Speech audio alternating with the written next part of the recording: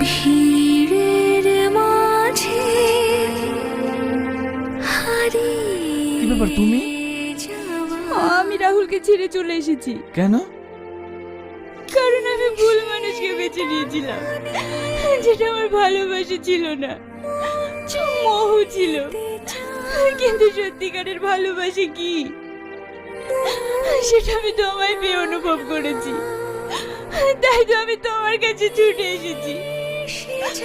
দেখো তো এই মানুষটাকে তুমি নিজের করে রাখবে কিনা। প্রথম দেখা, প্রথম চাওয়া, আমি তোমার হয়ে থাকতে চাই। কিসের টানে মন যেতে চায়, সব রাস্তা যে আজ ভালো লাগায়, মন কিনারা